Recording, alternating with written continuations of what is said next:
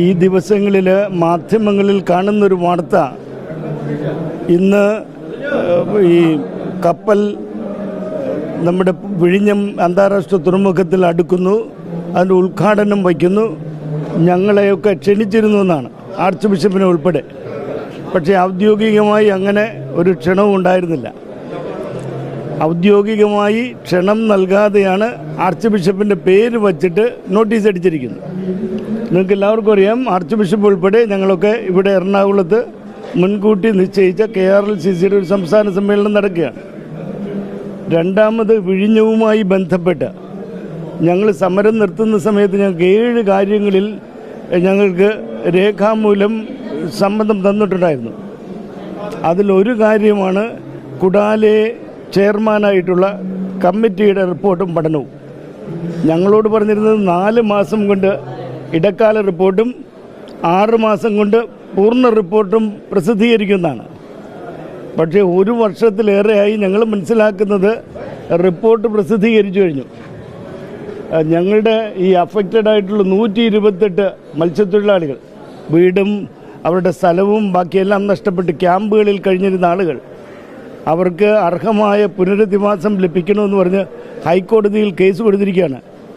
ബഹുമാനപ്പെട്ട ഹൈക്കോടതിയുടെ മുമ്പിൽ ജൂൺ മാസം 6-ാം തീയതി ഈ ആളുകൾക്ക്, മത്സ്യത്തൊഴിലാളികൾക്ക് വേണ്ടി അപ്പിയർ ചെയ്യുന്ന പ്രശാന്ത് ഭൂഷൺ വക്കീൽ ഉൾപ്പെടെ ആവശ്യപ്പെട്ട് ഈ റിപ്പോർട്ട് പുറത്തു വരണമെന്ന്. ജൂൺ 6-ാം തീയതി തന്നിട്ടില്ല. ജൂൺ 10-ാം തീയതി വീണ്ടും ഹൈക്കോടതി ആവശ്യപ്പെട്ട് ഇവർക്ക് ആ റിപ്പോർട്ട് കൊടുക്കണമെന്ന് പറഞ്ഞ് റിപ്പോർട്ട് സീൽഡ് കവറിലാണ് ഹൈക്കോടതിയിൽ നൽകിയത്. എന്ന് പറഞ്ഞാൽ ഞങ്ങളുടെ മേഖലയിൽ ഉണ്ടാകുന്ന ആഘാതങ്ങൾ സംബന്ധിച്ച് പഠിക്കാൻ നടത്തിയ പഠനം ഞങ്ങളുമായിട്ട് സംസാരിച്ചിട്ടാണ് ഇത് പഠനം പൂർത്തിയാക്കി ഞങ്ങളുമായിട്ട് സംസാരിക്കുന്നത്. പക്ഷേ അതൊന്നും സീൽഡ് കവറിൽ നിൽക്കുകയാണ്. അതുപോലെ നിങ്ങൾക്ക് എല്ലാവർക്കും അറിയാം, മുതലപ്പുഴി ഈ വർഷം വർഷകാലം ആരംഭിക്കുന്നതിന് മുമ്പ് തന്നെ വളരെ ഉത്തരവാദിത്തപ്പെട്ടവരോട് ഞങ്ങൾ പറഞ്ഞിരുന്നു, ചെറിയ ഡ്രെഡ്ജിങ് നടത്തി തീർന്നാൽ അപകടങ്ങൾ ഒഴിവാക്കാൻ സാധിക്കും. അദാനിയുടെ വലിയ ഡ്രെഡ്ജർ അവിടെ കിടപ്പുണ്ടായിരുന്നു. കാരണം 2018 അദാനിയും കേരള സർക്കാരുമായിട്ടൊരു കരാറുണ്ടാക്കിയിട്ടുണ്ടായിരുന്നു. ഈ മുതലപ്പുഴയിലെ തെക്ക് ഭാഗത്തുള്ള പുലിമുട്ട് പൊളിക്കാൻ. ഞങ്ങളന്നും എതിരഭിപ്രായം പറഞ്ഞവരാണ്, അത് അപകടം വർദ്ധിപ്പിക്കാനേ സാധ്യതയുള്ളൂ. ഇപ്പോഴും 200 മീറ്ററിലേറെ ഈ തെക്ക് ഭാഗത്തുള്ള പുലിമുട്ട് പൊട്ടിച്ചിരിക്കുന്നത് കൊണ്ടാണ് ഈ ഹാർബറിനകത്ത് തിരയിളക്കം ഉണ്ടാകുന്നതും ഈ വർഷം ഈ ജൂൺ ജൂലൈ മെയ് മാസത്തിൽ 10-ലേറെ അപകടങ്ങൾ നടന്നു. 3 മത്സ്യത്തൊഴിലാളികൾ മരണപ്പെട്ടു. പല മത്സ്യത്തൊഴിലാളികളും അവരുടെ ജീവിത ആയുസ്സിൻ്റെ ബലം കൊണ്ടാണ് രക്ഷപ്പെട്ടത്. വളരെ നിസ്സാരമായി ചെയ്ത് പരിഹരിക്കാൻ സാധിക്കുന്ന പ്രശ്നങ്ങൾ പരിഹരിക്കുന്നില്ല. സർക്കാർ മത്സ്യത്തൊഴിലാളികൾക്ക് നൽകിയ വാഗ്ദാനം, മത്സ്യത്തൊഴിലാളികൾക്ക് നൽകിയതാണ് ഈ മുതലപ്പുഴയിലെ പ്രശ്നങ്ങൾ പരിഹരിക്കാമെന്ന് പറഞ്ഞ്. അത് ഞാൻ നേരത്തെ പറഞ്ഞു, അതിൻ്റെ സാങ്കേതികവും ശാസ്ത്രീയമായ പ്രശ്നങ്ങൾ പരിഹരിക്കാൻ സമയമെടുക്കാം. പക്ഷേ CWPRS പൂനെ കേന്ദ്രീകരിച്ചുള്ള ശാസ്ത്രീയമായ പഠനം മുതലപ്പുഴയെ സംബന്ധിച്ചും നടന്നതിന് ശേഷം കേന്ദ്ര സർക്കാർ ഇക്കാര്യത്തിൽ മുന്നോട്ട് വന്നിട്ടുണ്ട്. ഈ പ്രശ്നം പരിഹരിക്കാനായിട്ട് കേന്ദ്ര സർക്കാർ സഹകരിക്കാമെന്ന് പറഞ്ഞു. ആദ്യം കേരള സർക്കാർ കൊടുത്ത 50 കോടി രൂപയുടെ പദ്ധതിയാണ്. CWPRSൻ്റെ റിപ്പോർട്ട് പരിശോധിച്ചിട്ട് കേന്ദ്ര ഫിഷറീസ് വകുപ്പ് മന്ത്രിയായിരുന്ന രൂപാല അദ്ദേഹം പറഞ്ഞ ഈ 50 കോടി പോരാ എന്നാണ്. ഇതുകൊണ്ട് ഈ പ്രശ്നം പരിഹരിക്കാൻ സാധിക്കത്തില്ല. വീണ്ടും അത് പരിശോധിക്കാനായിട്ട് കേരള സർക്കാരിനോട് കൊടുത്തപ്പോൾ പറഞ്ഞത് കേരള സർക്കാർ 164 കോടി രൂപയുടെ പദ്ധതി നൽകി. കഴിഞ്ഞ ദിവസം കേന്ദ്ര ഫിഷറീസ് മന്ത്രി ജോർജ് കുര്യൻ, അദ്ദേഹം വളരെ ജനകീയമായ സമീപനമാണ് എടുത്തത്. അദ്ദേഹം ആ പ്രശ്നം എന്താണ് മത്സ്യത്തൊഴിലാളികളും ജനങ്ങളുമായിട്ട് സംസാരിക്കാൻ റെഡിയായി. ആദ്യം ബിഷപ്സ് ഹൗസിലേക്ക് വന്ന് ഞങ്ങളുമായിട്ട് സംസാരിച്ചു. അത് കഴിഞ്ഞ് ഗസ്റ്റ് ഹൗസിലേക്ക് വന്ന് വിവിധ മത്സ്യത്തൊഴിലാളി പ്രസ്ഥാനങ്ങളുമായി ബന്ധപ്പെട്ട് എല്ലാവരുമായിട്ട് സംസാരിച്ചു. എന്നിട്ട് അദ്ദേഹം നേരിട്ട് ഈ പറഞ്ഞിരിക്കുന്ന മുതലപ്പുഴയിലേക്ക് പോവുകയാണ്. അവിടുത്തെ മത്സ്യത്തൊഴിലാളികൾ, മറ്റ് യൂണിയൻ പ്രതിനിധികൾ ഒക്കെ ആയിട്ട് സംസാരിച്ച് കേന്ദ്ര സർക്കാർ ഇതിനകത്ത് കൈകോർക്കാനും സഹകരിക്കാൻ റെഡിയാണ്. പക്ഷേ കേരള സർക്കാർ ഇപ്പോൾ പറയുന്നത് കിഫ്ബി ഫണ്ട് കൊണ്ട് ഇത് ചെയ്യുമെന്ന്. ഇവിടെ എല്ലാവർക്കും അറിയാം കിഫ്ബി ഫണ്ടിൻ്റെ അവസ്ഥ എന്താണെന്ന്. കിഫ്ബി ഫണ്ടിൽ പൈസയില്ലെന്ന് മാത്രമല്ല, ആ രീതിയിൽ നീങ്ങാൻ പറ്റത്തില്ല. അതുപോലെ തന്നെ ഈ പറഞ്ഞിരിക്കുന്ന വീട് നിർമ്മാണം, ഞാൻ കഴിഞ്ഞ ദിവസം ബഹുമാന്യനായ തിരുവനന്തപുരത്തെ ജില്ലാ കളക്ടറെ വിളിച്ച് സംസാരിച്ചു. ഈ വീട് നഷ്ടപ്പെട്ട ആളുകൾക്കൊക്കെ പുനർഗേഹം പദ്ധതി അനുസരിച്ച് വീടെങ്കിലും വെച്ച് കൊടുക്കുമെന്ന് പറഞ്ഞു. പക്ഷേ അതും ഇപ്പോഴും വഞ്ചി തിരുനക്കര തന്നെയാണ്. ഒക്ടോബർ മാസത്തിൽ അവരെ പുനരധിവസിപ്പിക്കുമെന്ന് പറഞ്ഞു. ഇപ്പോൾ ഓൾറെഡി ജൂലൈ. വിഴിഞ്ഞം പദ്ധതി നമുക്കെല്ലാവർക്കും അറിയാം. കേരളത്തിലെ ഈ പറഞ്ഞിരിക്കുന്ന സമൂഹത്തിൻ്റെ വളർച്ച ആഗ്രഹിക്കുന്ന ആളുകളാണ്. ഇത് ചൈനയിൽ നിന്ന് ക്രെയിൻ കൊണ്ട് അവിടെ ഘടിപ്പിച്ചേർന്നപ്പോൾ കപ്പൽ വന്നു എന്ന് പറഞ്ഞ് ഉദ്ഘാടനം ചെയ്തു. രണ്ടാമത് ഇപ്പോൾ ട്രയൽ റണ്ണിങ് നടക്കുന്നെന്നാണ് പറഞ്ഞത്. പ്രതിപക്ഷ നേതാവിനെയോ ബാക്കി ആളുകളെയോ പ്രാതിനിധ്യമൊന്നും ഉറപ്പുവരുത്താതെ ഒരു ട്രയൽ റണ്ണിങ് ആണ്. എന്നിട്ട് ബഹുമാന്യനായ പോർട്ട് മന്ത്രി തന്നെ പറഞ്ഞത് ഇതിൻ്റെ യഥാർത്ഥ ഉദ്ഘാടനം ഡിസംബറിൽ നടക്കുമെന്ന്.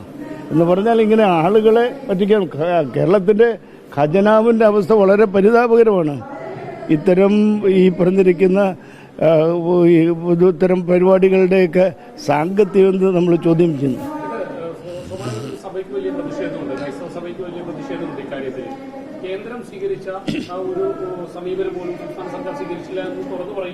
തീർച്ചയായിട്ടും കേന്ദ്ര സർക്കാർ ഈ പറഞ്ഞിരിക്കുന്ന മുതലപ്പുഴയിൽ പ്രശ്നം പരിഹരിക്കാനായിട്ട് കേന്ദ്രത്തിൻ്റെ വിഹിതമായ 60% തരാമെന്ന് സമ്മതിച്ചിട്ടുണ്ട്. ഈ 23-ാം തീയതി കേന്ദ്ര ബഡ്ജറ്റ് വരികയാണ്. അപ്പോൾ കേന്ദ്ര ബഡ്ജറ്റ് വരുമ്പോൾ ഈ തീരശോഷണം, തീരസംരക്ഷണം, അതുപോലുള്ള കാര്യങ്ങൾ, ഈ പറഞ്ഞിരിക്കുന്ന ആളുകളുടെ പുനരധിവാസം, കാര്യങ്ങളിലൊക്കെ സഹകരിക്കാൻ കേന്ദ്ര സർക്കാർ പിടിയാണ്.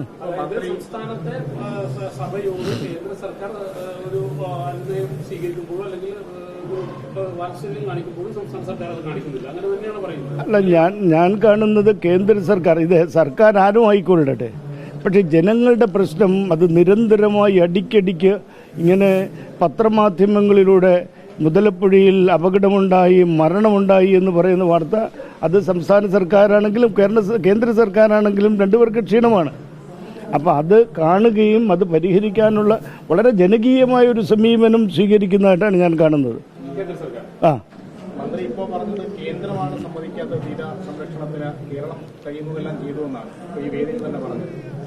ഇതിനകത്തുള്ളൊരു വിഷയം ഈ പറഞ്ഞിരിക്കുന്ന വസ്തുനിഷ്ഠമായി തീരപ്രദേശത്തിൻ്റെ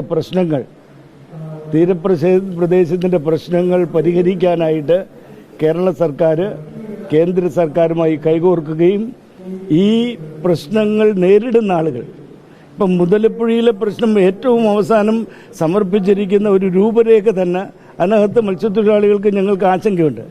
കാരണം അതിനകത്താണ് ഞങ്ങൾ പറഞ്ഞ CWPRSൻ്റെ റിപ്പോർട്ട് പുറത്തുവിടുക.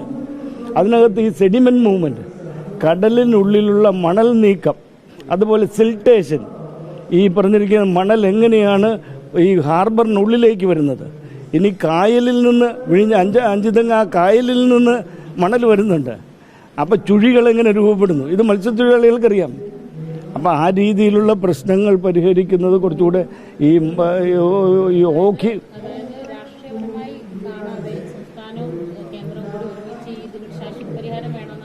അതെ, അതിനകത്ത് മത്സ്യത്തൊഴിലാളികളെ കൂടെ സഹകാരികളാക്കണം. കാരണം മത്സ്യത്തൊഴിലാളികൾക്ക് കടലൊഴുക്കും കടലിൻ്റെ ഗതിയും പ്രശ്നങ്ങളും ഒക്കെ കൃത്യമായിട്ട് അറിയുന്നവരാണ്.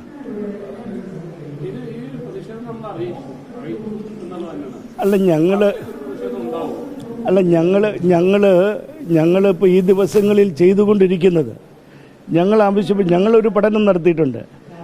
ഞങ്ങൾ ഈ മത്സ്യത്തൊഴിലാളികളും ഈ സമരത്തിൽ നിന്ന ആളുകളല്ല, നമ്മുടെ സംസ്ഥാനത്തും രാജ്യത്തും ലഭ്യമാകാൻ സാധിക്കുന്ന ഈ കടലൊഴുക്ക്, ഓഷൻ സയൻസ് ശാസ്ത്രമൊക്കെ അറിയുന്ന നമ്മുടെ പോണ്ടിച്ചേരിയിൽ പൊടിക്കാൻ, അതുപോലുള്ള പോണ്ടിച്ചേരി തീരം സംരക്ഷിക്കാനായിട്ട് ആത്മാർത്ഥമായിട്ട് പ്രവർത്തിച്ച ആളുകളുടെയൊക്കെ കൂടെ, ശാസ്ത്രജ്ഞന്മാരുടെയൊക്കെ കൂടെ സഹകരണത്തോടെയാണ് റിപ്പോർട്ട് പുറത്തു വന്നിരിക്കുന്നത്.